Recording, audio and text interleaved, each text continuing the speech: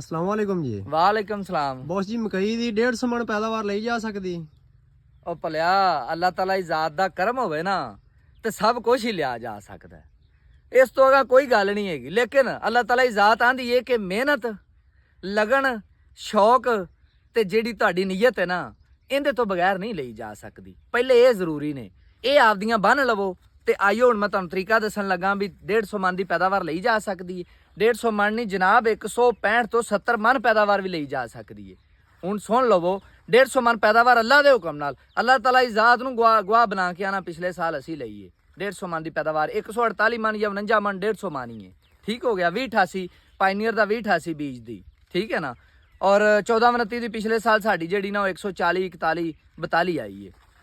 ਅੱਛਾ, ਹੁਣ ਗੱਲ ਐਵੇਂ ਆ ਬਈ ਇਹ ਜਿਹੜੀ ਫਸਲ 'ਚ ਅਸੀਂ ਖੜੇ ਆ ਨਾ, ਹੁਣ ਮੈਂ ਤੁਹਾਨੂੰ ਬਾਕੀ ਸਾਰੀਆਂ ਚੀਜ਼ਾਂ ਮੈਂ ਲਹਿਦਾ ਦੱਸਣਾ ਪਿਆ, ਲੇਕਿਨ ਇਹ ਆ ਕਿ ਮੈਂ ਤੁਹਾਨੂੰ ਨਾ ਇੱਕ ਦਫਾ ਉਹ ਚੀਜ਼ ਦੱਸਣ ਲੱਗਾ ਜਿਹੜੀ ਸਭ ਤੋਂ ਖਾਸ ਹੈ, ਜਿਹੜੀ ਸਭ ਤੋਂ ਖਾਸ ਹੈ ਜ਼ਿਆਦਾ ਪੈਦਾਵਾਰ ਲੈਣ ਲਈ।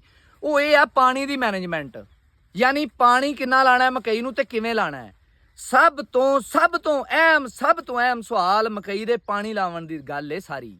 ਜਿੰਨੇ ਤੁਹਾਡੇ ਪਾਣੀ ਵਾਲੇ ਬੰਦੇ ਨੇ ਨਾ, ਜਿਹੜੇ ਪਾਣੀ ਲਾਉਂਦੇ ਤੁਹਾਡੀ ਮਕਈ ਨੂੰ, ਉਹਨਾਂ ਨੂੰ ਇਹ ਵੀਡੀਓ ਲਾਜ਼ਮੀ ਵਿਖਾਉਣੀ, ਆਪ ਭਾਵੇਂ ਵੇਖੋ ਜਾਂ ਨਾ ਵੇਖੋ। ਹੁਣ ਗੱਲ ਇਹ ਆ, ਇੱਕ ਪੌਦਾ ਮੈਂ ਤੋੜਿਆ, ਇਹਦੇ ਉੱਤੇ ਇੱਕ ਪ੍ਰੋਗਰਾਮ ਪਹਿਲੇ ਰਿਕਾਰਡ ਕੀਤਾ ਸੀ ਫਾਲ ਆਰਮੀ ਵਮ ਦਾ। ਤੁਸੀਂ ਨਾ ਚੈਨਲ ਦੇ ਉੱਤੇ ਜਾ ਕੇ ਵੇਖ ਸਕਦੇ ਇਹ ਫਾਲ ਆਰਮੀ ਵਮ ਨੂੰ ਕਿਵੇਂ ਕੰਟਰੋਲ ਕਰਨਾ ਹੈ। ਤੇ ਫਿਰ ਇੱਕ ਹੋਰ ਪ੍ਰੋਗਰਾਮ ਰਿਕਾਰਡ ਕੀਤਾ ਸੀ ਕਿ ਪਾਣੀ ਨੂੰ ਦੂਜਾ ਤੀਜਾ ਪਾਣੀ ਕਿਵੇਂ ਲਾਣਾ ਹੈ, ਤੀਜਾ ਚੌਥਾ ਪਾਣੀ ਕਿਵੇਂ ਲਾਣਾ ਹੈ।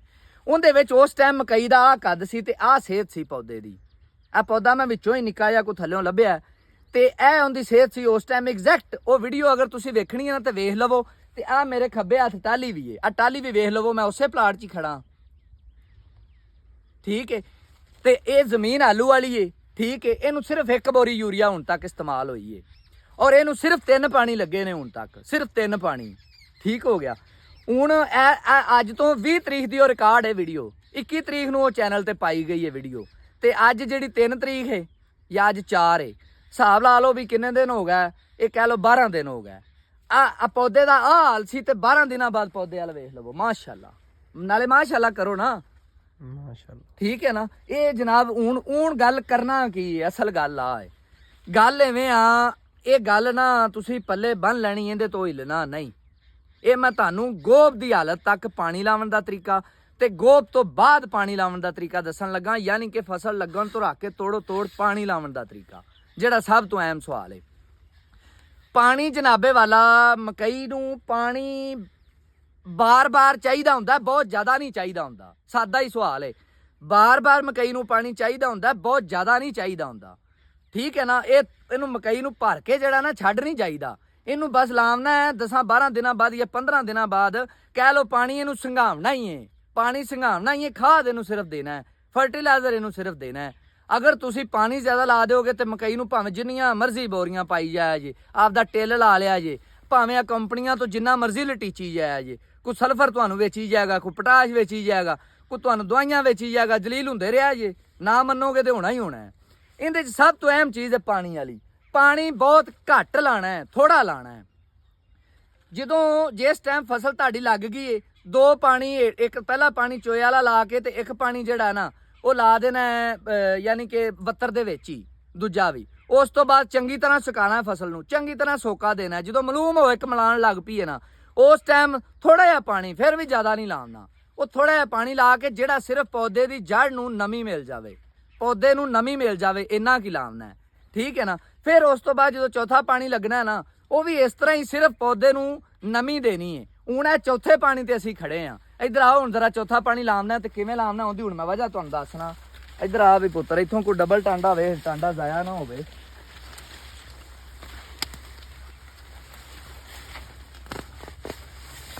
ਇਹ ਹੁਣ ਪੌਦੇ ਦੀ ਜੜ ਵੇਖ ਲਵੋ, ਇਹ ਪੌਦੇ ਦੀ ਜੜ ਵੇਖੋ। ਇਹ ਨਾ ਮੈਂ ਇੱਕ ਛੋਟਾ ਪੌਦਾ ਵੇਖ ਕੇ ਨਾ ਤੇ ਕੱਟਿਆ। ਇਹ ਪੌਦੇ ਦੀ ਜੜ ਇਸ ਟਾਈਮ ਤਕਰੀਬਨ 7 ਤੋਂ 8 ਇੰਚੀ ਏ। ਇਹ ਜ਼ਰੂਰੀ ਨਹੀਂ ਹੈਗਾ ਵੀ ਇਹਦੇ ਇੱਥੇ ਮੁੱਢ 'ਚ ਲਿਆਣ ਕੇ ਆਪਾਂ ਪਾਣੀ ਵਾੜਨਾ ਹੈ, ਸਿਰਫ ਆਪਾਂ ਇਹਨੂੰ ਥੱਲਿਓਂ ਖੁਰਾਕ ਦੇਣੀ ਹੈ। 6-7 ਇੰਚ ਤੇ ਸਾਰਾ ਕੋਠਾ ਹੁੰਦਾ ਯਾਰ ਜਿੰਦੇ ਤੇ ਮਕਈ ਲੱਗਦੀ ਏ। ਇਹਦੀ ਜੜ ਤਾਂ ਤਕਰੀਬਨ ਆਪਣੀ ਪਿੱਤਲੇ ਤੱਕ, ਤੇ ਤੁਸੀਂ ਪਾਣੀ ਬਹੁਤਾ ਲਾ ਕੇ ਕੀ ਆਪਦੀ ਫਸਲ ਗਵਾਉਣੀ ਹੈ? ਪਾਣੀ ਨਹੀਂ ਲਾਉਣਾ, ਪਾਣੀ ਥੋੜਾ ਲਾਉਣਾ। ਇੱਧਰ ਆ ਹੁਣ ਪੁੱਤਰਾ, ਇੱਥੋਂ ਹੀ ਵਹਾ ਜਿੱਥੇ ਵੀਡੀਓ ਬਣਾਈ ਹੈ, ਇੱਥੋਂ ਕੀ ਪੌਦਾ ਪੁੱਟਿਆ, ਆ ਇੱਥੇ ਐਸਦਾ ਉਸਦਾ ਇਹ ਪੌਦਾ ਪੁੱਟਿਆ ਜਨਾਬ ਤੇ ਇਹਦੀ ਜੜ ਇੱਥੋਂ ਤੱਕ ਸੀ, ਇਹਦੀ ਜੜ ਇੱਥੋਂ ਤੱਕ ਸੀ। ਆ ਵਹਾ ਬਈ ਇਹ ਪੌਦਾ ਵੇਖ ਲਵੋ, ਇਹਦੀ ਜੜ ਇੱਥੋਂ ਤੱਕ ਸੀ। ਹੁਣ ਪਾਣੀ ਸਿਰਫ ਇਹਨੂੰ ਇੰਨਾ ਹੀ ਲਾਉਣਾ ਹੈ ਤੇ ਪਾਣੀ ਫੁੱਲ ਖੁਸ਼ਕ ਕਰਕੇ ਮਕਈ ਨੂੰ ਲਾਉਣਾ ਹੈ। ਠੀਕ ਹੋ ਗਿਆ ਨਾ? ਉਧਰ ਆਈਆ, ਹੁਣ ਸਾਹਮਣੇ ਆਈਆ। ਹੁਣ ਮੈਂ ਤੁਹਾਨੂੰ ਇਹਦਾ ਸਿਸਟਮ ਸਮਝਾਣਾ। ਕੁਦਰਤ ਨੇ ਇੱਕ ਬੜਾ ਵਧੀਆ ਸੋਹਣਾ ਸਿਸਟਮ ਬਣਾਇਆ ਹੈ। ਅੱਲਾਹ ਤਾਲਾ ਦੀ ਜ਼ਾਤ ਬੜੀ ਮਿਹਰਬਾਨ ਤੇ ਹਕਮਤ ਵਾਲੀ ਹੈ। ਇਹ ਪੌਦਾ ਲੱਗਾ ਖੜਾ ਹੈ, ਜੇ ਇਹਨੂੰ ਤੁਸੀਂ ਪਾਣੀ ਜ਼ਿਆਦਾ ਲਾਓਗੇ ਨਾ, ਜੇ ਪਾਣੀ ਤੁਹਾਡੇ ਇੱਥੋਂ ਤੱਕ ਆ ਗਿਆ ਤੇ ਸਮਝ ਲਓ ਕਿ ਤੁਹਾਡੀ ਇਹ ਜੜ੍ਹਾਂ ਦੀ ਗਰੋਥ ਰੁਕ ਜਾਏਗੀ। ਤੇ ਜੜ੍ਹਾਂ ਦੀ ਗਰੋਥ ਅਗਰ ਰੁਕ ਜਾਏਗੀ ਨਾ ਤੇ ਸਮਝ ਲਓ ਕਿ ਤੁਹਾਡਾ ਪੌਦਾ ਵੀ ਰੁਕ ਜਾਏਗਾ। ਇਹ ਜੜ੍ਹਾਂ ਦੇ ਉੱਤੇ, ਜੜ੍ਹਾਂ ਦਾ ਜਿੰਨਾ ਫੈਲਾਓ ਜ਼ਿਆਦਾ ਹੋਵੇਗਾ ਨਾ, ਓਨਾ ਹੀ ਪੌਦਾ ਸਿਹਤਮੰਦ ਹੋਵੇਗਾ ਤੇ ਓਨਾ ਹੀ ਪੌਦਾ ਮਜ਼ਬੂਤ ਹੋਵੇਗਾ। ਤੇ ਜਿੰਨਾ ਪਾਣੀ ਘੱਟ ਲਾਓਗੇ ਨਾ, ਓਨਾ ਹੀ ਪੌਦਾ ਮੋਟਾ ਹੋਵੇਗਾ ਤੇ ਕੱਦ ਦਰਮਿਆਨਾ ਹੋਵੇਗਾ ਔਰ ਓਨੀ ਹੀ ਮੋਟੀ ਛੱਲੀ ਲਏਗਾ। ਹੁਣ ਅਗਰ ਇਹਨੂੰ ਪਾਣੀ ਤੁਸੀਂ ਇੱਥੋਂ ਤੱਕ ਲਾਓਗੇ ਤੇ ਬਿਹਤਰੀਨ ਪਾਣੀ ਹੈ। ਜਦੋਂ ਇੱਥੋਂ ਤੱਕ ਲਾਓਗੇ ਨਾ, ਹੁਣ ਦੇਖੋ ਸਾਰੀਆਂ ਜੜ੍ਹਾਂ ਹੀ ਟੁੱਟ ਗਈਆਂ ਨੇ, ਸਾਰੀਆਂ ਜੜ੍ਹਾਂ ਹੀ ਥੱਲੇ ਨੇ। ਇੱਕ ਤਾਂ ਇਹ ਕੀ ਕਰੇਗਾ ਵੀ ਇਹ ਫੌਰਨ ਖੁਰਾਕ ਲੈ ਲੇਗਾ ਤੇ ਜਲਦੀ ਫੌਰਨ ਖੁਸ਼ਕ ਹੋ ਜਾਏਗਾ, ਜਲਦੀ ਫੌਰਨ ਪਹਿਲੀ ਖੁਸ਼ਕ ਹੋ ਜਾਏਗੀ। ਅਸੀਂ ਦੂਜਾ ਪਾਣੀ ਲਾਉਣ ਵਾਲੇ, ਖਾਦ ਲਾਉਣ ਵਾਲੇ ਬਣਾਂਗੇ ਤੇ ਜੇ ਖਾਦ ਨਾ ਲੱਗੀ ਤੇ ਖੁਰਾਕ ਪਹਿਲੀ ਨਹੀਂ, ਫਸਲ ਨਹੀਂ ਬਣਨੀ। ਹੁਣ ਤੇ ਇੱਕ ਇਹ ਫਾਇਦਾ ਹੋਵੇਗਾ। ਦੂਜਾ ਇਹ ਫਾਇਦਾ ਹੋਵੇਗਾ, ਜੜ੍ਹਾਂ ਜਿਹੜੀਆਂ ਦੂਰ ਨੇ ਨਾ, ਅੱਲਾਹ ਤਾਲਾ ਨੇ ਬੜਾ ਇੱਕ ਨਿਜ਼ਾਮ ਬਣਾਇਆ। ਜੜ੍ਹਾਂ ਨੂੰ ਭੁੱਖ ਲੱਗਦੀ ਹੈ ਪਾਣੀ ਦੀ, ਇਹ ਪਾਣੀ ਵੱਲ ਨੂੰ ਚੱਲਦੀਆਂ ਨੇ, ਪਾਣੀ ਵੱਲ ਨੂੰ ਟੁਰਦੀਆਂ ਨੇ। ਉਹ ਇੱਕ ਸੈਂਸੀ ਜੀ ਗੱਲ ਹੈ, ਉਹ ਤੁਹਾਨੂੰ ਸਮਝਾਵਾਂਗਾ ਫਿਰ ਕਿਸੇ ਵੇਲੇ। ਇਹ ਪਾਣੀ ਵੱਲ ਟੁਰਦੀਆਂ ਇੰਜ, ਜਦੋਂ ਪਾਣੀ ਵੱਲ ਟੁਰਦੀਆਂ ਆਪੇ ਫੈਲਦੀਆਂ ਨੇ। ਜਦੋਂ ਤੁਸੀਂ ਇਹਨਾਂ ਨੂੰ ਪਾਣੀ ਜ਼ਿਆਦਾ ਲਾ ਦਿੰਦੇ, ਜੜ੍ਹਾਂ ਦੀ ਗਰੋਥ ਰੁਕ ਜਾਂਦੀ ਹੈ। ਯਾਨੀ ਜੜ੍ਹਾਂ ਆਉਂਦੀਆਂ ਨੇ ਵੀ ਸਾਨੂੰ ਬੈਠਿਆਂ ਬਿਠਾਇਆ ਹਰ ਸ਼ੈ ਲੱਭ ਗਈ ਹੈ। ਉਹ ਘਰ ਦੇ ਵਿੱਚ ਕੋਈ ਬੰਦਾ ਜਿਹਨੂੰ ਬੈਠਿਆਂ ਬਿਠਾਇਆ ਖਾਣ ਪੀਣ ਲੱਭ ਜਾਏ, ਉਹ ਕੰਮ ਕਰਦਾ ਹੈ? ਨਹੀਂ ਕਰਦਾ। ਤੁਸੀਂ ਬੇਸਿਕਲੀ ਤੁਹਾਡੇ ਕੰਮ ਕਰਿਆ ਇਹ ਪੌਦਾ ਨਹੀਂ ਬਣਨਾ। ਇਹ ਅੱਲਾਹ ਤਾਲਾ ਦੀ ਜ਼ਾਤ ਦੇ ਕੰਮ ਕਰਿਆ, ਉਹਦੀ ਰਹਿਮਤ ਕਰਿਆ ਬਣਨਾ ਹੈ। ਉਹਨੇ ਰਹਿਮਤ ਕਿਵੇਂ ਕਰਨੀ, ਉਹਨੇ ਰਹਿਮਤ ਕਰਨ ਦੇ ਤਰੀਕੇ ਰੱਖੇ ਨੇ। ਇਹ ਜਦੋਂ ਤੁਸੀਂ ਪਾਣੀ ਘੱਟ ਲਾਓਗੇ, ਪਾਣੀ ਘੱਟ ਲੱਗੇਗਾ ਤੇ ਉਹ ਪੌਦਾ ਜਾਣਦਾਰ ਏ। ਉਸੇ ਟਾਈਮ ਉਹ ਵੇਖ ਲਏਗਾ ਪਾਣੀ ਘੱਟ ਮੈਨੂੰ ਮਿਲਦਾ ਪਿਆ, ਉਹ ਜੜ੍ਹਾਂ ਨੂੰ ਵਧਾਉਣੀਆਂ ਸ਼ੁਰੂ ਕਰ ਦੇਗਾ। ਪਾਣੀ ਤਲਾਸ਼ ਕਰਨ 'ਚ ਜੜ੍ਹਾਂ ਲੰਮੀਆਂ ਹੋ ਜਾਣਗੀਆਂ। ਜੜ੍ਹਾਂ ਲੰਮੀਆਂ ਹੋਣਗੀਆਂ, ਜਾੜਾ ਬਹੁਤਾ ਬਣ ਜਾਏਗਾ। ਜਾੜਾ ਬਹੁਤਾ ਬਣੇਗਾ, ਪੌਦਾ ਡਿੱਗਣ ਤੋਂ ਬਚ ਜਾਏਗਾ। ਉਸ ਤੋਂ ਬਾਅਦ ਜਨਾਬ ਪੌਦਾ ਮੋਟਾ ਹੋਵੇਗਾ, ਪੌਦੇ ਦੀ ਹਾਈਟ ਦਰਮਿਆਨੀ ਹੋਵੇਗੀ, ਛੱਲੀ ਐਸੀ ਸੋਹਣੀ ਲੱਗੇਗੀ ਕਿ ਤੁਸੀਂ ਤੋੜ ਕੇ ਲਿਆਣ ਕੇ ਨਾ ਆਪਦੇ ਡੇਰਿਆਂ 'ਚ ਸਾਹਮਣੇ ਅਲਮਾਰੀਆਂ 'ਚ ਟੰਗੋਗੇ ਤੇ ਨਾਲ ਫਿਰ ਮੈਨੂੰ ਯਾਦ ਕਰੋਗੇ ਤੇ ਨਾਲ ਦੁਆਵਾਂ ਦਿਓਗੇ ਤੇ ਇਨਸ਼ਾਅੱਲਾ ਤਾਲਾ ਮੈਂ ਤੁਹਾਡਾ ਦੁਆਵਾਂ ਦਾ ਤਲਬਗਾਰ ਹੋਵਾਂਗਾ। ਹੁਣ ਇਹ ਪਾਣੀ ਜਿਹੜਾ ਨਾ ਸਾਰਾ ਕਿੱਥੋਂ ਤੱਕ ਇੰਜ ਲਾਣਾ ਹੈ, ਇਹ ਤੁਸੀਂ ਸਮਝ ਲਓ ਕਿ ਗੋਭ ਤੋਂ 20 ਦਿਨ ਪਹਿਲੇ ਤੱਕ ਇੰਜ ਹੀ ਪਾਣੀ ਲਾਣਾ। ਮਕਈ ਨੂੰ ਪਾਣੀ ਸੰਘਾਣਾ ਹੀ ਹੈ ਬਸ। ਯਾਨੀ 20 ਦਿਨ ਤੋਂ ਪਹਿਲੋਂ ਵਾਲਾ ਜਿਹੜਾ ਪਾਣੀ ਹੈ ਨਾ, 20 ਦਿਨ ਪਹਿਲੇ ਜਿਹੜਾ ਲੱਗਣਾ ਜਾਂ 15 ਦਿਨ ਪਹਿਲੇ ਗੋਭ ਵਾਲੀ ਹਾਲਤ ਤੇ ਆਵਣ ਤੋਂ, ਉੱਥੋਂ ਤੱਕ ਇਹਨੂੰ ਸੰਘਾਣਾ ਹੀ ਹੈ ਬਸ। ਜਿਵੇਂ ਮਿਸਾਲ ਦੇ ਤੌਰ ਤੇ ਗੋਭ ਤੇ ਆਵਣ ਦੀ ਹਾਲਤ ਕੀ ਹੁੰਦੀ ਹੈ, ਇੱਥੇ ਡੰਡੀ ਬਣਨ ਲੱਗ ਪੈਂਦੀ ਮੋਟੀ ਜੀ, ਪਤਾ ਲੱਗਦਾ ਇੱਥੇ ਛੱਲੀ ਨਜ਼ਰ ਆਉਣ ਲੱਗ ਪਈ। ਉਹ 10 ਤੋਂ 15 ਦਿਨ ਪਹਿਲੇ ਜਿਹੜਾ ਅਗਰ ਗੌਰ ਕਰੀਏ ਤੇ ਪਤਾ ਲੱਗ ਜਾਂਦਾ ਵੀ ਗੋਭ ਤੇ ਆ ਗਈ ਹੈ। ਉੱਥੋਂ ਤੱਕ ਇਹਨੂੰ ਪਾਣੀ ਤੁਸੀਂ ਥੋੜਾ ਹੀ ਲਾਣਾ ਹੈ। ਉੱਥੇ ਜਾ ਕੇ ਚੂੰਕਿ ਇਹਦੀ ਹਾਈਟ ਰੁਕ ਜਾਂਦੀ ਹੈ, ਪੌਦੇ ਦੀ ਗਰੋਥ ਤੇ ਜਿਹੜਾ ਜ਼ੋਰ ਉਹ ਘਟ ਜਾਂਦਾ ਹੈ। ਉੱਥੇ ਜਾ ਕੇ ਇਹਨੇ ਛੱਲੀ ਚੁੱਕਣੀ ਹੁੰਦੀ ਹੈ। ਉੱਥੇ ਫਿਰ ਜਾ ਕੇ ਤੁਸੀਂ ਕੀ ਕਰਨਾ, ਤੁਸੀਂ ਲਾਉਣਾ ਟੋਟਕਾ। ਉਹ ਟੋਟਕੇ ਮੈਂ ਲਾਦਾ ਦੱਸਾਂਗਾ ਖਾਦ ਕਿਹੜੀ ਪਾਉਣੀ। ਲੇਕਿਨ ਇਹ ਫਿਲਹਾਲ ਆਪਾਂ ਪਾਣੀ ਦੀ ਗੱਲ ਪੈ ਕਰਨੇ। ਇੱਥੇ ਇਸ ਸਟੇਜ ਤੇ ਆ ਕੇ ਨਾ, ਗੋਭ ਤੇ ਆ ਕੇ ਪੋਟਾਸ਼ ਜ਼ਰੂਰੀ ਹੁੰਦੀ ਏ ਤੇ ਯੂਰੀਆ ਵੀ ਜ਼ਰੂਰੀ ਹੁੰਦੀ ਏ। ਤੇ ਅਗਰ ਤੁਸੀਂ ਫਾਸਫੋਰਸ ਵਗੈਰਾ ਪਾ ਸਕੋ, ਕੋਈ VIP ਕਿਸਮ ਦਾ NPK ਪਾ ਸਕੋ, ਹਾਲਾਂਕਿ NPK ਪਾਕਿਸਤਾਨ 'ਚ ਚੰਗੇ ਹੈਗੇ ਕੋਨੀ ਦੇ, ਤੇ ਇਨਸ਼ਾਅੱਲਾ ਕੋਈ ਚੰਗਾ ਮੇਰੀ ਨਜ਼ਰ 'ਚ ਆਇਆ ਤੇ ਤੁਹਾਨੂੰ ਦੱਸਾਂਗਾ। ਉਹ ਪਾਓ, ਪੌਦੇ ਦੀ ਹਾਈਟ ਰੁਕੇਗੀ, ਪੌਦਾ ਚੌੜਾ ਸਿਹਤਮੰਦ ਹੋਵੇਗਾ, ਫੌਰਨ ਉਸ ਟਾਈਮ ਸਿੱਟਾ ਕੱਢੇਗਾ, ਸੋਹਣੇ ਸਿੱਟੇ ਇੱਕੋ ਜਿਹਾ ਕੱਢੇਗਾ, ਖੂਬਸੂਰਤ ਕਿਸਮ ਦੇ। ਉਸ ਤੋਂ ਬਾਅਦ ਫਿਰ ਤੁਸੀਂ ਇਹਨੂੰ ਖੁਸ਼ਕ ਨਹੀਂ ਹੋਣ ਦੇਣਾ।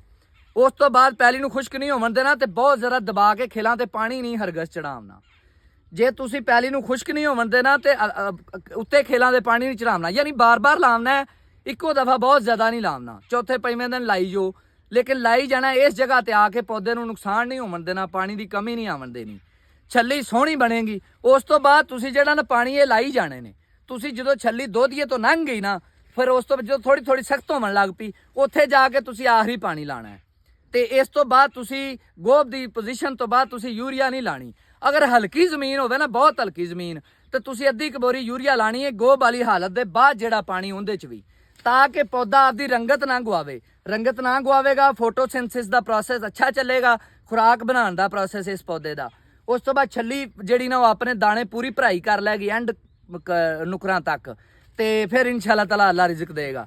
ਤੇ ਹੁਣ 3 ਚੀਜ਼ਾਂ ਤੁਹਾਨੂੰ ਦੱਸੀਆਂ, ਮਿਹਨਤ, ਸ਼ੌਕ, ਲਗਨ ਤੇ ਨੀਅਤ। ਇਹ ਚੀਜ਼ਾਂ ਦਰੁਸਤ ਕਰ ਲਓ ਤੇ ਇਨਸ਼ਾਅੱਲਾ ਤਾਲਾ 170 ਮਨ ਵੀ ਆਵੇਗੀ। ਇਹਦੇ ਨਾਲ ਇਜਾਜ਼ਤ ਦਿਓ। ਕਿਸਾਨ ਜ਼ਿੰਦਾਬਾਦ। ਪਾਕਿਸਤਾਨ ਪੈਂਦਾਬਾਦ। ਬੌਸ ਜ਼ਿੰਦਾਬਾਦ।